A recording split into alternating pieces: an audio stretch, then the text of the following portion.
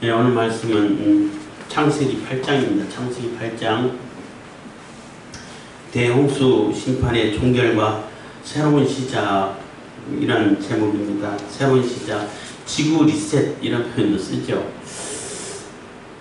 홍수 사건이 일어나서 이제 다시 시작되는 그런 시점에 모였는데 그 구조를 보면은 하나님께서 천지를 창조하실 때에 처음부터 이렇게 질서정연하게 창조하지 않으시고 땅이 혼돈하고 뭐 어둠이 깊고 이런 혼돈하고 어둠이 있고 빛도 없고 이렇게 무질서한 이러한 그러한 상태로 만들어 놓으셔가지고 다시 질서를 이렇게 정연하게 질서 정연하게 이렇게 배치하시는 이렇게 다시 이렇게 뭐라 그래야 되나 배치하신다 그래야 되나 조율하시는 이런 모습을 보였는데 지금도 똑같다는 얘기예요. 그래서 다시 처음으로 돌아가는 것처럼 완전히 물이 이 지구를 둘러싸서 다 잠가버리고 다시 시작한다는 거예요. 다시 시작하는 그 시점에서 뭘 똑같이 창조 시대처럼 뭐 다 창조하지는 않으셨지만은 있는 노아를 통해 가지고 다시 시작하는 그러한 모습이 8장에 놓여 있는데 하나님께서 다시 시작하시는 그때에 이제 처음부터 다시 얘기를 하면은 하나님께서 아담과 하와를 창조하시고 에덴 동산에서 이렇게 살게 하다가 그 선악과를 먹지 말라 했는데 선악과를 먹었다는 얘기예요. 선악을 알게 하는 나무는 선악을 경험하게 하는 나무라고 말할 수 있어요. 그래서 선악과를 따서 먹는 순간이 이렇게 이미 악을 경험하게 되는 거예요. 그러니까 선악과 그 과일 자체에 독이 있어가지고 뭐 악에 취한다든지 뭐 중독된다든지 이런 것이 아니고 그 나무를 따서 먹는 그 행위가 악이 되는 거예요. 하나님의 명령을 어기게 되는 거기 때문에. 그래서 선악을 선택해가지고 내가 거기에 대한 책임을 지고 살아가는 이러한 상태가 됐다고. 하나님께서 뭐 선악을 알게 하는데 우리와 같이 됐다 하는 얘기가 그 얘기인데 그래서 선이든 악이든 선택해가지고 내가 살아가가지고 그 결과에 대한 책임을 지는 그러한 상태가 돼 있었는데 사람들은 뭐 오래 살기도 하고 하니까 이게 선을 선택하는 사람 하나도 없어. 다 악한 길로만 가. 그래서 아벨을 대신해가지고 셋이라는 그러한 자녀를 주셔가지고 물론 셋을 줬다 하더라도 뭐 가인 낳고 그 다음 아무도 안 낳다가 셋을 줬다는 얘기 아니라 많은 자녀를 낳았어요. 뭐 그 당시에는 1000년 가까이 살았기 때문에 자녀를 100명 단위로 낳는단 말이에요. 100 단위로 낳는다고 몇백 명을 낳는 그러한 시절이기 때문에 많은 자녀를 낳았지만 특별히 셋이라는 자녀를 줘가지고 하나님의 이름을 부르고 에노스를 낳고부터 하나님 이름 부르다 그랬는데 하나님 이름 부르고 하나님 중심으로 하나님 말씀으로 살아가기를 바라는 마음에서 한 아이를 줬는데 이 하나님의 아들들조차도 다 악에 쓸려가 버렸다는 거예요. 그래서 결국은 이게 결국은 안 되는구나. 사람 스스로 뭔가를 회개하고 돌이켜서 돌아오기를 기다리면은 안 되는구나. 전적인 부패. 그래서 전적인 부패라고 얘기를 하는 거예요. 칼빈의 모대 교리라 해야 되나. 그래서 인간이 전적으로 부패했기 때문에 인간 스스로는 구원을 이룰 수 있는 가능성이 없다는 거예요. 완전한 부패하고 완전한 타락했기 때문에 그래서 노아를 통해 가지고 이제 다시 시작하는 거예요. 리셋. 다시 시작하는 거예요. 다시 시작하게 됐는데 이제 환경도 많이 바뀌어버렸고 노아 홍수 이전의 환경과 노아 홍수 이후의 환경은 정말로 어마어마한 큰 차이로 바뀌었다고 보시면 돼요. 그러니까 지각변동이라고 그러죠. 지각변동이 일어나면 다 멸종하고 이렇게 되는데 지각변동을 일으켰다라고 보시면 되고 노아 홍수 이전에는 워낙 이렇게 살기 좋은 환경이고 모든 것이 뭐 자동으로 다 습도 조절 다 되고 온도 조절 다 되는 이런 상태가 되다 보니까 사람들이 크게 뭐 에너지를 필요로 한다든지 크게 노력한다든지 이렇지 않았다는 거죠. 그래서 요즘 생각하기를 옛날에는 생각할 때에 아인슈타인 100년도 못 살았지만 아인슈타인이라는 사람이 한 100년도 못 사는 사람이 살았는데도 이만한 게 과학 발전을 이뤄내고 이론을 찾아냈는데 이런 사람이 거의 1000년 가까이 산다고 그래봐요. 얼마나 대단한 발전을 이루고있까. 그래서 노후와 홍수전에는 굉장한 과학이 발달되지 않았을까 이런 상상을 해봤는데 요즘 와서 무슨 상상하냐면은 그래도 지금만큼은 발달 안 됐을 것 같아. 왜 그러냐면은 지금은 아쉬운 게 많잖아. 불편한 게 많잖아요. 추위가 있고 더위가 있고 막 조금만 환경이 바뀌면 적응을 못 해버리고 이러다 보니까 살아남기 위해서는 악을 써야 되는 그런 상황이라고. 그러다 보니까 머리 쓸 수밖에 없지요. 근데 그 노후와 홍수 이전에는 굳이 그럴 필요가 없어. 그렇게 에너지원도 우리가 모르는 절대 이게 오염원이 없는, 오염이 안 되는 그런 에너지를 쓰지 않았을까 이런 생각도 드는데, 그러다 보니까 굳이 뭐 연구를 하고 굳이 뭐 해야 되고 그럴 필요가 없잖아. 그래서 그 완전히 원시 사회다라는 건 아니고 그래도 과학이 발달됐고 뭐 어떤 때는 보면 아주 초고대 문명이라고 그래요. 노후도 이전의 문명이 발견되는데 보면은 그 핵 실험을 하고 핵폭탄이 터져가지고 멸종당하고 그런 흔적도 있다. 뭐 이런 얘기도 해요. 어떻게 하는데 어쨌든 간에 지금이 더 과학적으로 발달되지 않았을까 여러 상상도 해요. 뭐 조금 빗나갔다고 얘기할 수 있는데 어쨌든 간에 노후와 홍수 이전의 환경하고 노후와 홍수 이후의 환경은 너무나 달라요. 그리고 이 육지 자체도 땅 자체도 노후와 홍수 이전에 땅이 훨씬 더 넓었을 거예요. 그래서 침몰하고 그 바다에 잠기고 하는 그런 도시들이 지금 막 발견되잖아요. 발견되고 이 육지 자체도 지금도 움직이고 있다 그러잖아. 보이지 않게 계속 움직이고, 그래서 사람들이 알게 모르게 서서히 움직여가지고 지금 육대륙을 이렇게 만들어가고 있었다라고 볼 수 있고, 그리고 노후와 홍수 이전에 땅이 훨씬 더 넓고 바다가 좁았지 않았을까. 그래서 어떤 사람이 그 엄청나게 쏟아진 그 물 다 어디로 갔냐 이렇게 질문한 사람인데, 북극과 남극에 가 있고 그거 다 녹는다 해갖고 땅이 다 덮일까? 안 덮여요. 그럼 어디 있어? 바다에 있어요. 바다 그 골짜기가 얼마나 깊냐 하면은 에베레스트 산 그 높이보다 더 깊은 골짜기가 있어요. 바다에 있다고 해요. 그래서 산이고 땅이고 다 바다에 집어넣으면은 잠겨요. 충분히 잠겨요. 그 어마어마한 물이 다 여기 있는데 그러다 보니까 뭐 홍수가 날 때 물이 쏟아지고 밑에서 올라오고 이렇게 해가지고 땅이 꺼지고 해서 지구 완전히 이렇게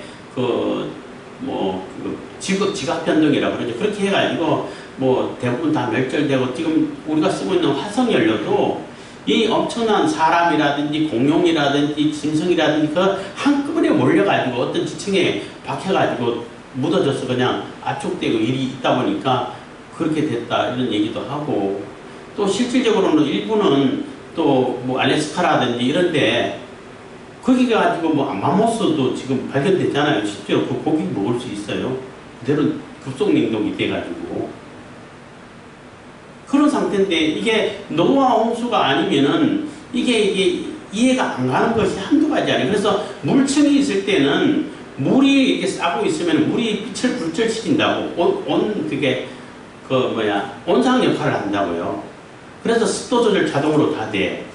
그리고 빛이 굴절되다 보니까 극지방이나 적도지방이나 또 온도가 똑같아요. 물론 이게 공전이 있고 자전이 있다 보니까 조금은 변화가 있지만 뭐 사람들이 적응 못할 정도로 굉장히 뭐 불편한 정도로 있을 정도는 아니고, 그러다가 거쳐버리니까 뭐 적도에서는 완전히 타게 되고 극지방에서는 얼어붙게 되고, 그래서 막 땅이 다 얼어져 가지고 있는데 점점점 물이 감해진다는 얘기가 그 얘기가 되는 거죠.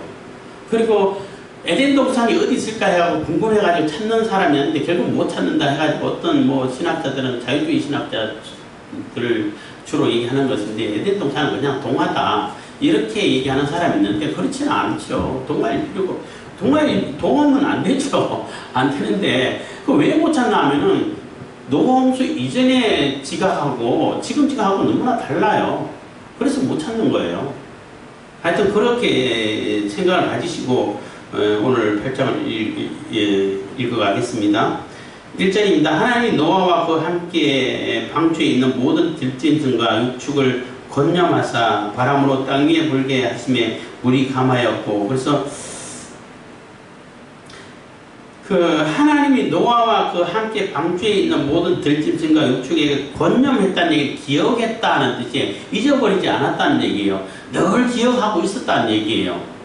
그래서 이 씨앗과 같은 거잖아요. 생명의 씨앗과 같은 것인데, 이 그 방주에 앉아 있는 이 노아 가족과 그 짐승을 통해 가지고 다시 시작해야 되는데, 그 시작할 수 있도록 하나님께서 은혜를 베풀어 주시고 또 생각해 주시고 다시 이렇게 번성할 수 있도록 또 복을 베풀어 주셨다는 것입니다. 2절 기품의 샘과 하늘의 창이 막히고 하늘에서 비가 그침에, 그래서 이제 비가 다 왔어. 물이 땅에서 물러와. 그래서 150일 동안 이렇게 물이 차 있었다는 거예요. 그래 150 후에 이제 점점 이제 감해져 가는데, 노아가 방주에 들어가 있었던 기간이 1년 조금 더 돼요. 며칠 더 돼요. 그 1년 가까이 있었다고 보시면 돼요. 타고 일주일 있다가 비가 오고 40일간 비 오고 뜨고, 그리고 둥둥 떠다니다가 그냥 뭐 이건 동력도 그냥 떠있기만 하면 되는 거잖아요. 떠있다가 점점점 이제 다시 가라앉아갖고 아라라산에서 머무르고 그리고 물이 다 빠질 때까지 기다렸다가 나오는 시기, 나가라 해가지고 하나님 명령에 따라서 나가는 거예요. 자기 혼자 나가는 게 아니라 나가라 해서 나오는 그 시간이 1년 좀 더 며칠 더 되는 그런 시간이 있었다는 겁니다.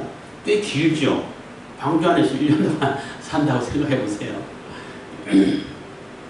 그래서 3절 물이 땅에서 물러가고 점점 물러가서 150일 후에 감하고 7월 곧 그 달 17일에 방주가 아라랏 산에 머물렀으며, 물이 점점 감하여 10월 곧 그 달 1일에 산들의 봉우리가 보였더라. 그래서 이게 점점 물이 빠져가고 산들의 봉우리가 이렇게 보일 때에 그 이제 방주는 산봉우리에 걸려 있고 이런 상태라고 볼 수 있는 거죠.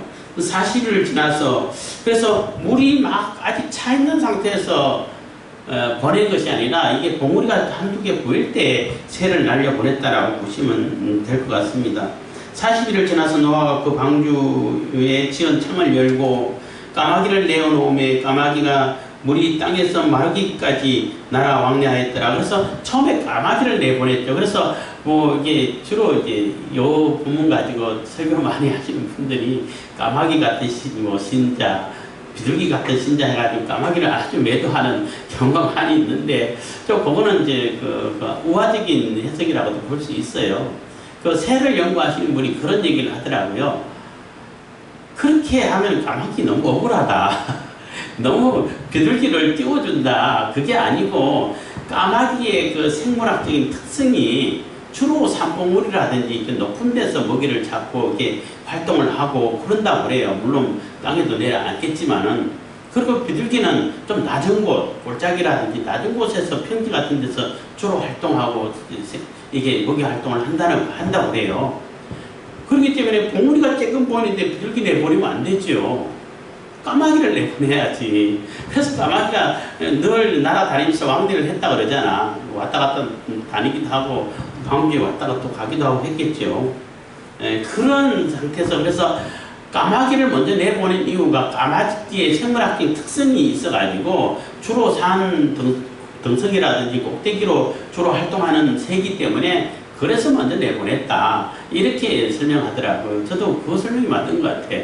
뭐 까마귀는 뭐 시체 뜯어먹느라고 정신 팔려가지고 방주로 못 들어와가지고 그래서 까마귀 같은 그런 신앙을 가지면 안 된다. 이렇게 설교를 많이 하는데 그건 좀 아닌 것 같아요. 어쨌든 간에 뭐 그렇게 뭐 의미를 부여하고 또 교훈을 받으면 그것도 나름대로 뭐 의미 있다고 볼 수도 있는데, 새를 연구하시는 분이 그거는 조금 까마귀가 우울할 것 같다 이런 얘기를 하더라고. 그래서 특성에 따라 가지고 먼저 까마귀를 내보내고, 그래서 또 기다렸다가 8절입니다. 그가 또 비둘기를 내어 놓아 지면에 물이 감한 여부를 알고자 하며, 그래서 봉우리만 조금 보여가지고 물이 주는지 안 주는지 잘 모르니까 비둘기를 내보냈다는 거예요. 그래서 점점점 줄어가고 있는 거죠. 점점점 이렇게 북극과 남극의 그 얼음이 급속 냉동이 계속되고 있다고 볼 수 있는 거죠. 그래서 온 지면에 물이 있으므로 비둘기가 접촉할 곳을 찾지 못하고 방주로 돌아와 그에게로 오는지라 그가 손을 내밀어 방주 속 자기에게로 받아들이고, 그래서 참 봉우리만 있어가지고는 비둘기가 거기 서식하기 어렵다는 거죠. 평지가 없으니까 다시 돌아왔다는 얘기가 되는 것, 뭐 그렇게 이해할 수도 있다는 겁니다. 또 7일을 기다려 다시 비둘기를 방주에서 내어놓음에 저녁 때 비둘기가 그에게 돌아왔는데 그 입에 감람새가 있는지라 이에 노아가 땅에 물이 감한 줄 알았으며, 그래서 감람나무도 이게 평지에 있고 낮은 산에 주로 있겠지요.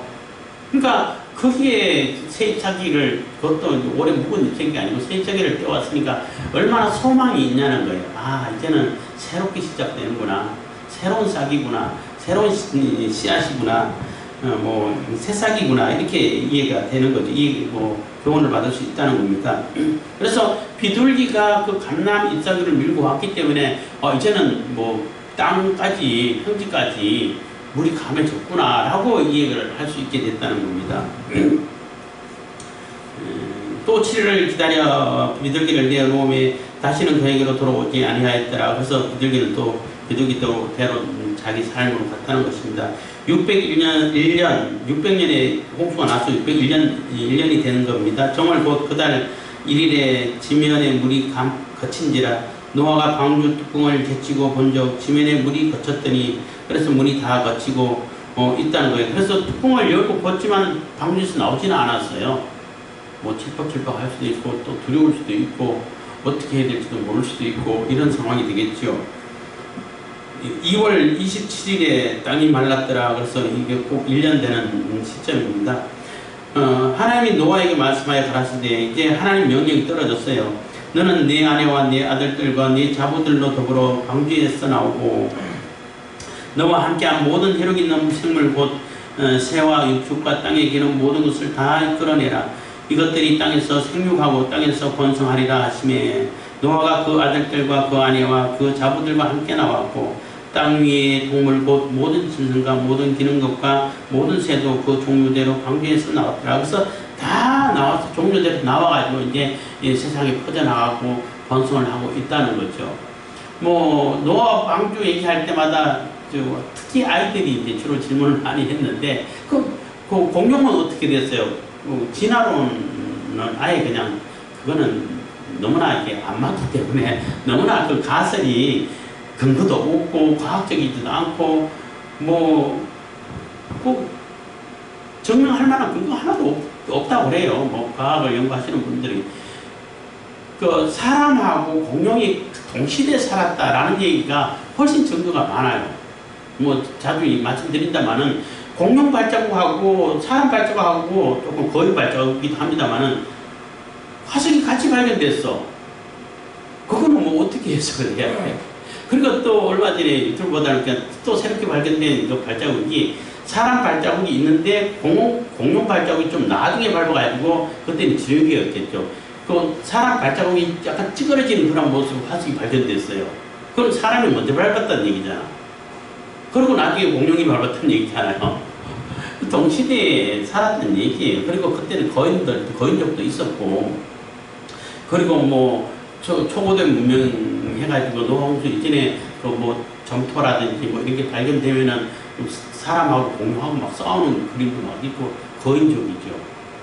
뭐 찬양하는 것 그런 것도 있고 막 이렇게 있는데 동시대에 살았다는 얘기. 그렇게 얘기하면은 그 이제 아이들이 주로 질문하기를 그럼 그 큰 공룡이 방주에 어떻게 들어가요? 이렇게 질문한다고. 공룡도 새끼 때는 강아지만이에요. 강아지만 하다가 조그만 강아지가 죽을 때까지 크니까 그렇게 큰 거예요.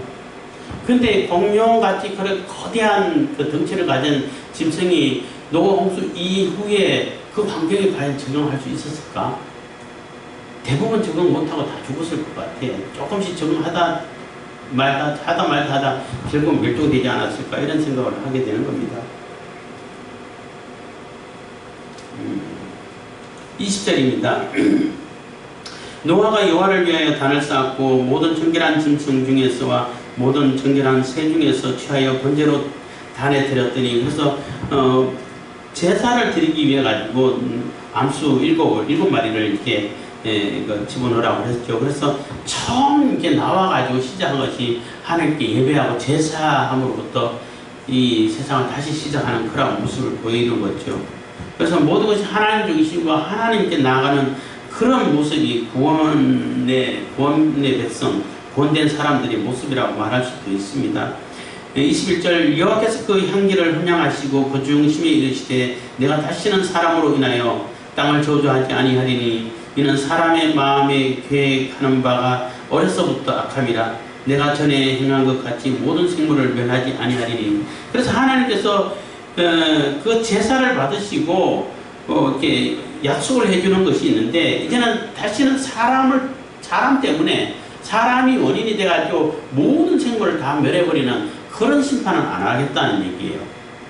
9장에 가면은 다시는 그 무지개를 이렇게 주면서 다시는 물로 심판하지 않으시겠다고 약속을 해주시죠. 그러니까 물로 심판하지 않는다고, 그러니까 모든 생물을 물로 심판하지 않는다고 약속했지 심판하지 않는다고 약속하지는 않았어요. 어떤 분들은 심판하지 않는다고 자꾸 약속하는데 심판하셔요. 불로 심판하시지요.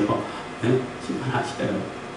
그리고 물로도 부분적으로는 하나님의 심판과 같은 그러한 모습도 보이기도 하죠. 그렇지만은 모든 인류, 모든 생물을 다 한꺼번에 다 멸해버리는 그러한 심판을 하지 않으시겠다는 것입니다. 그리고 그렇게 또 다짐하고 말씀한 이유 중에 하나가 사람의 마음에 계획하는 바가 어려서부터 악함이라는 얘기는 어려서부터 처음부터 악하다는 얘기예요. 성악설 이렇게 근거가 될 수도 있는데, 악하기 때문에 이 악한 사람 때문에 다 심판하게 되면은 하루에도 12번 더 심판해야 된다는 거예요.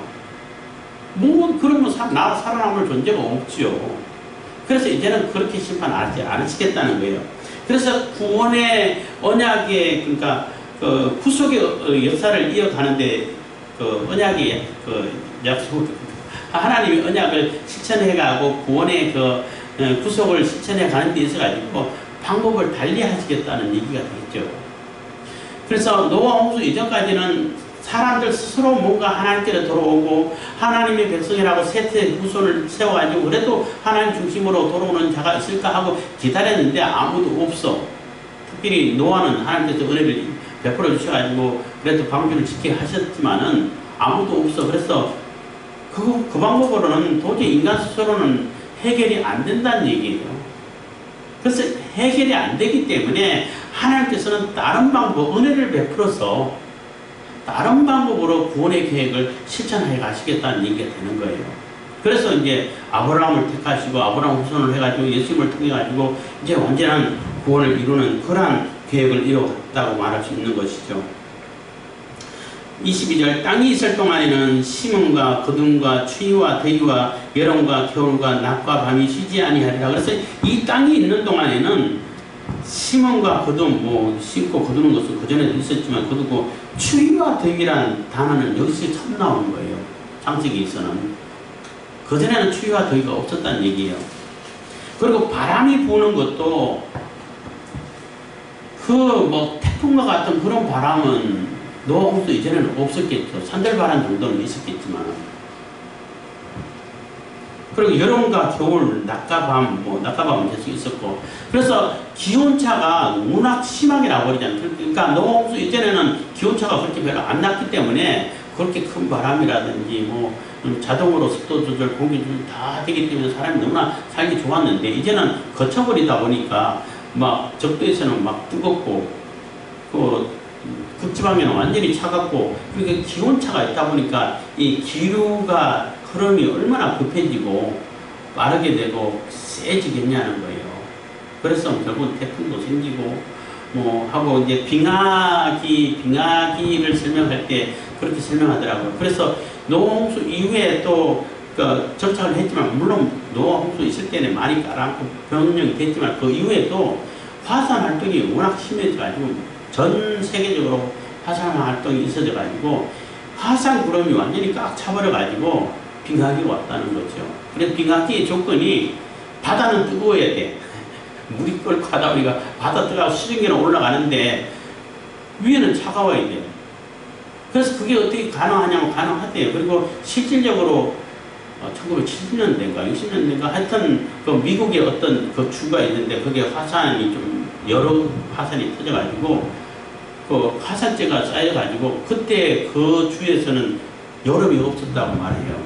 여름에도 추워서 눈이 오고 덜덜 떨었다고 하는 얘기가 있던데 그게 그래서 빙하기가 왔다라고 말할 수 있는 것이고 또 북지방에서는 뭐 그런 거 안 해도 그냥 다 얼어붙었고 이렇게 일을 하시면 되겠습니다. 그래서 어쨌든 간에 8장을 통해 가지고 하나님께서는 완전히 지구를 리셋 다시 시작하기 위해서 다시 이렇게 질서를 잡아가시기 위해 가지고 다시 혼돈해서 다시 질서로 이렇게 이끌어내는데 노아 홍수 이전과 같이 사람에게만 이제 안 맡겨두시겠다는 거예요.